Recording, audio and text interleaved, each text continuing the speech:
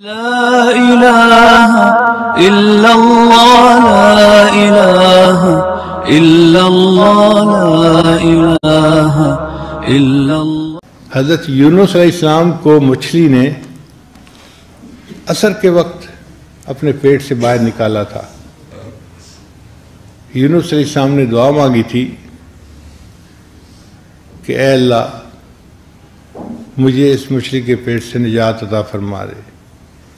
اللہ فرماتے ہیں فلولا انہ کان من المسبحین، اگر یونس علیہ السلام میری تسبیح بیان نہ کرتے، میری پاکی بیان نہ کرتے، للبث فی بطنہ الی یوم یبعثون، قیامت تک کسی طرح مچھلی کے پیٹ کے اندر ہی پڑے رہتے۔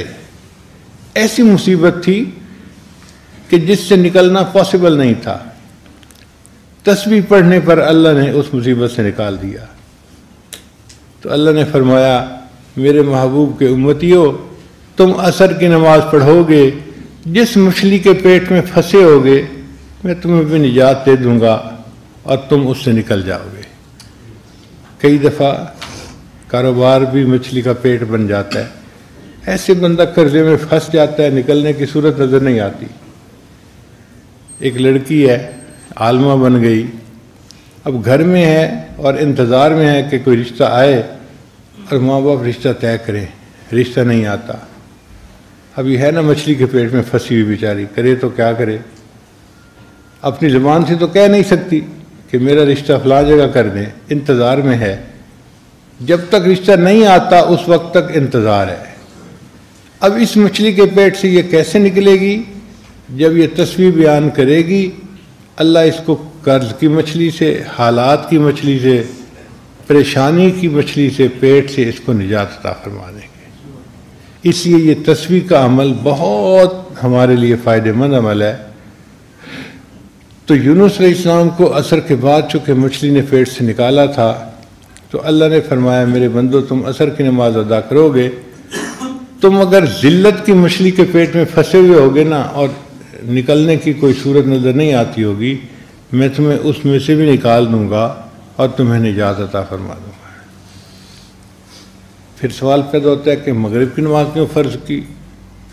اللہ نے فرمایا میرے بندو تم نے سارے دن میں جو غلطیاں کوتاہیاں کی، بندے ہو نا، ضعیف البنیان ہو، انسان ہو، تو اگر مغرب وقت تم نماز پڑھ لو گے تو میں تمہارے سارے دن کے کیے ہوئے گناہوں کو معاف فرما دوں گا، میں تمہاری فائل کلوز کر دوں گا، سب کچھ مٹا کے ڈیلیٹ کر کے۔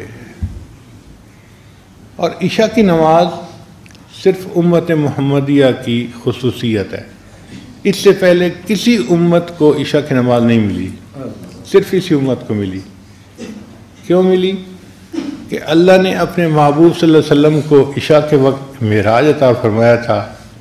فرمایا میرے محبوب کے امتیوں، تم عشاء کے وقت عشاء کی نماز پڑھو گے، میں اس کے بدلے تمہیں روحانی معراج عطا فرما دوں گا۔ اس لیے یہ 5 نمازیں ہم پر اللہ کا احسان ہے جو اللہ نے فرض فرمائی اور ہمیں پڑھنے کی توفیق عطا فرمائی۔ سوال پیدا ہوتا ہے کہ فرضوں میں 2 رکعت فرض، 3 رکعت فرض، 4 رکعت فرض مختلف نمازوں میں ہوتے ہیں، ایسا کیوں ہے؟ 1 رکعت فرض کیوں نہیں؟ یا کچھ اور تعداد کیوں نہیں؟ علماء نے اس کا جواب لکھا۔ اللہ تعالیٰ قرآن میں فرماتے ہیں جاعل الملائکۃ رسلا اولی اجنحۃ مثنی وثلاث ورباع، اللہ نے فرشتوں کو بنایا کسی کے 2 پر، کسی کے 3 پر، کسی کے 4 پر۔ میرے بندو فرشتوں کو پرواز ملتی ہے 2 پروں سے، 3 پروں سے، 4 پروں سے۔ تم میرے بندے ہو، تم نماز ادا کرو گے، اس کی رکعتیں 2، 3 اور 4 ہوں گی فرض، اور ان فرضوں کی رکعتوں کے ادا کرنے پر تمہیں میری طرف روحانی پرواز نصیب ہو جائے گی۔ پھر ایک سوال پیدا ہوتا ہے کہ صبح سے لے کے عشاء تک کی نمازوں میں 17 رکعتیں فرض واجب کیوں ہیں؟ یہ 17 رکعتیں بنتی ہیں، 2 فجر کی، 4 ظہر کی 6، پھر 4 عصر کی 10، پھر 3 مغرب کی 13 اور 4 عشاء کی تو 17 رکعتیں ہو گئیں. تو 17 رکعتیں فرض کیوں ہیں؟ علماء نے جواب دیا کہ اللہ تعالیٰ نے معراج میں اپنے محبوب کو 17 چیزوں کی سیر کروائی تھی. 7 آسمان 8 جنتیں، تو کتنے ہو گئے؟ 8 اور 7 اور 1 عرش اور 1 کرسی. تو 17 رکعتوں کی سیر کروائی تھی، اس کے بدلے اللہ نے ہمیں 17 رکعتیں عطا فرمائی. میرے بندو تم 17 رکعتیں ادا کرو گے، میں بھی تمہیں روحانی نعمتوں کی سیر روحانی طور پہ کروا دوں گا.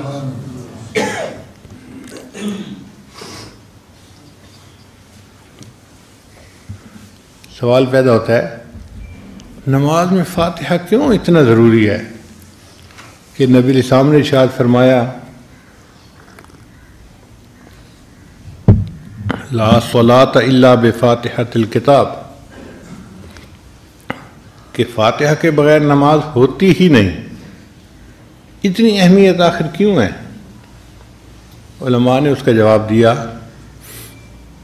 کہ اللہ تعالیٰ نے جو کچھ ساری آسمانی کتابوں میں اتارا اس کا خلاصہ اللہ نے قرآن مجید میں اتار دیا، اور جو کچھ اللہ نے پورے قرآن پاک میں اتارا اس کا خلاصہ اللہ نے سورہ بقرہ میں اتار دیا، اور جو کچھ اللہ نے سورہ بقرہ میں اتارا اس کو اللہ نے سورہ فاتحہ میں اتار دیا.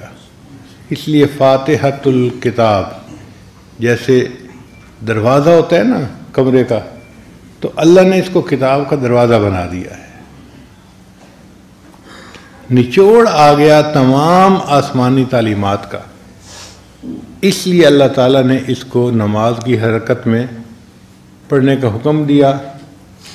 مقتدی خود پڑھے یا اس کی طرف سے امام پڑھے یہ الگ مسئلہ ہے. بہرحال فاتحہ پڑھنی ضروری ہے. لا الہ الا اللہ لا الہ الا اللہ لا الہ الا اللہ ما لنا رب سوا لا الہ الا اللہ.